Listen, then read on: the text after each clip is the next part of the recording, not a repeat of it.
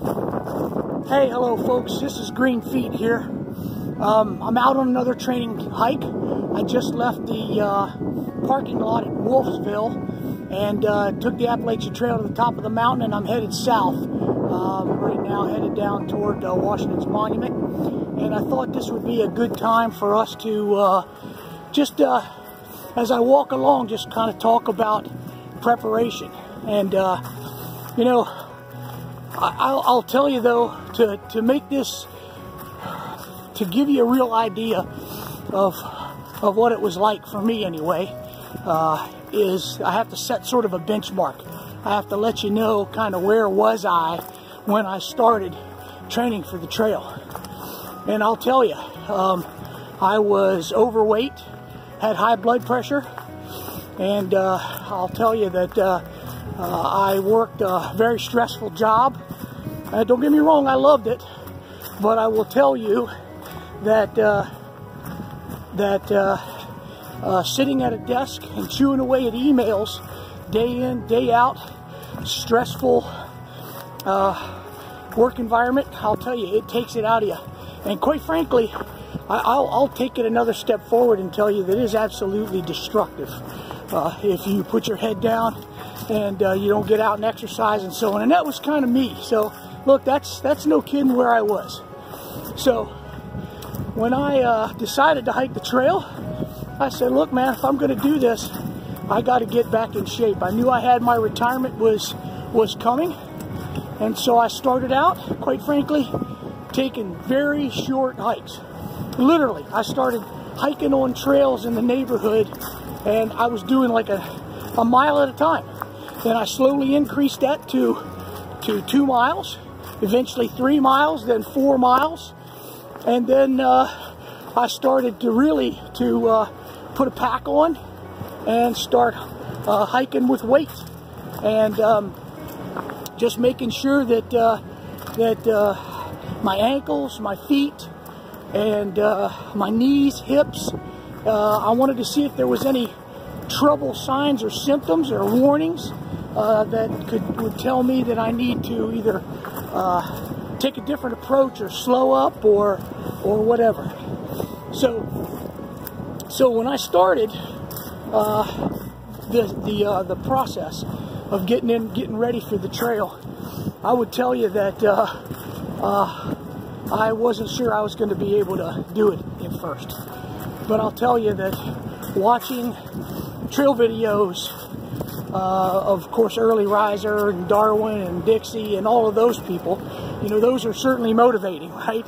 You got to love those things. But the ones I was most interested in were people that were, quite frankly, a little older and in a little less, you know, top physical shape, because those are the people that you're going to kind of identify with if you are like me, 60 years old, had a desk job for the last 10 daggum years, and quite frankly didn't take care of your health. And now I've lost about 30 pounds plus, and I come out here on the trail and I pound at least 10 miles.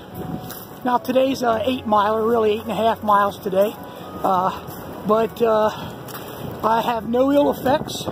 I'm doing really well. I have a touch of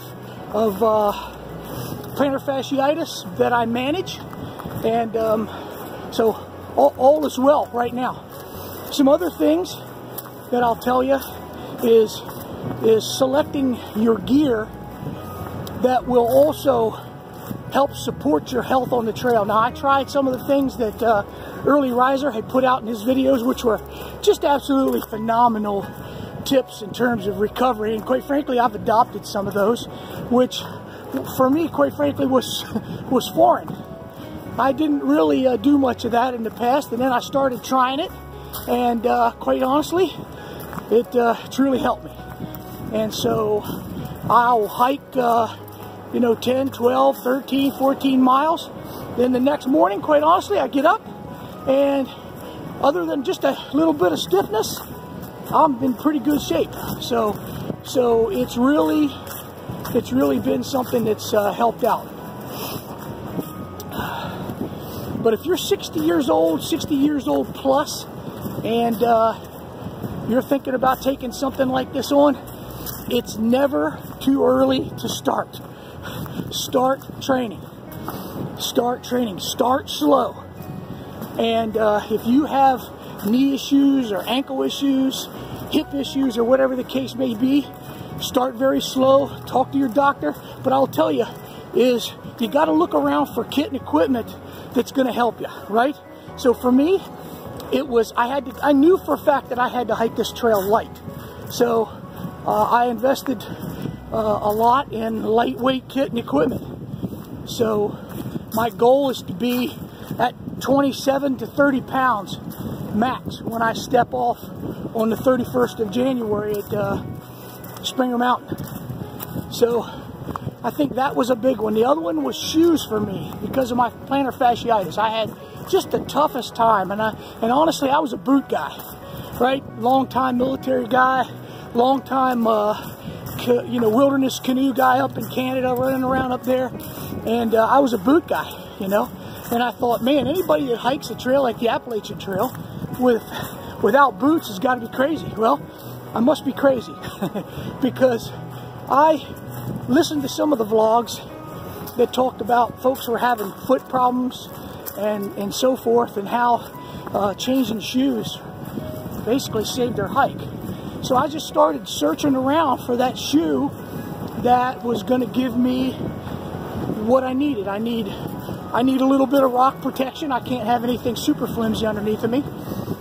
I needed something with a wide toe box, and I needed something that was light, dries quickly, those kinds of things. And I honestly, look, and as you know, shoe selection is highly personal. I wouldn't begin to tell you what shoe you should wear. I'll just tell you what happened to me as I went through Oboes, and I went through Moab ventilators from Merrill, and I went through Solomon's, and honestly, I'll tell you, I ended up with Altras, and I'm hiking, and I'm going to start off in a pair of Lone Peak 4s, and they have treated me fantastic since I started hiking with them, and I couldn't be happier. I'll tell you, I saw some things on the net recently where some folks talked about the transition period, and I will tell you, I didn't really experience that, but man, other folks just might.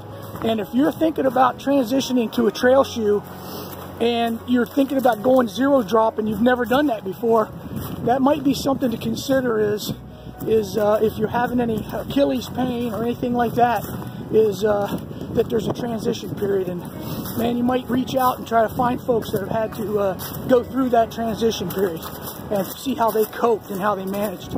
You know, some other things that I've had to consider, because you know, as I got 60-year-old knees, and quite frankly, from my time in the service, I didn't treat any part of my body very well, right? Lots of carrying big rucksacks, lots of parachute jumping, lots of just rough activity that's rough on your body. And I was young, and man, it was nothing to get busted up and then heal right up. But I'll tell you right now, that's not the case. That's not the case today. So some of the things that I'm doing is, as I manage and go out and do this training, I focus on hills. I'll go down to Weaverton, where there's a considerable uphill to the top of Weaverton Cliffs, and what I'll do is just do hill drills. Go down there and I'll do 3 or 4 times. I'll go up and down that thing. It's about a half a mile up and a half a mile back, and I'll do that 3 or 4 times. Then when I do my training hikes, I pick hikes that have a great sort of profile. I'm looking for good, tough, long hills. I'm also looking for that good, straight, just trail, just to put the miles in, because you got to do the background miles as well as the hills. So one of the things that I found out for me is that downhills, of course, are a little bit tougher on my knees than the uphills. The uphills, quite honestly, I just sort of blow through those things and have no problem. But the downhills are something that I've had to look for mitigation strategies. to help my knees. And I will be carrying a couple of just knee supports. They're lightweight, but just give me a little extra support if I need it. I'm not going to start off using them, but if I have a problem from a lot of the bigger downhill sections that I'm used to, then I'll put them on and I'll wear them. But some of the things I do is I lead with my trekking poles. I get them out in front of me, I put them down, and I post, and then I step down easy. I also alternate step down with my knees on big rough downhills during big steps. And I'll tell you, that really seems to help me. The other thing that I do is I'll stop and I'll stretch periodically. And I think that has gone a long way to keep me healthy as I've trained for the trail. And I'll tell you, like I said before, it's never too early to start. And recently, Early Riser posted a video that talked about training hard so you can enjoy it. And I won't kid you, man, I don't feel 100% ready. You know, physically, I feel like, man, I could use another 5 months of pounding these trails and working out and working on everything from carrying my loads to strategies for that. But here's the deal. I'm also 60, as I said before. Now, that's not old, but time's running out if I want to hit some of these bigger trails. These other trails, like the Pacific Crest Trail, maybe even the Continental Divide Trail. We'll see. No promises for me. I got to get through this first crucible of the Appalachian Trail. But and we're going to give it all we got anyway, and see how that goes. Well, that kind of concludes, if you will, my preparation. Just to give you an idea of kind of where I started.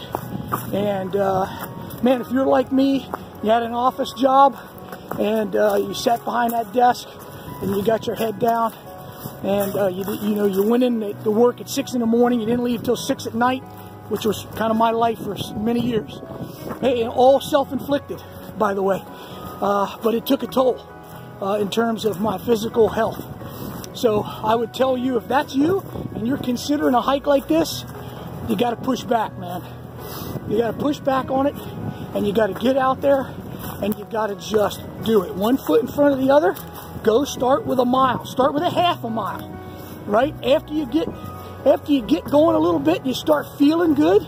Add some weight if that's what if you think you're ready for it.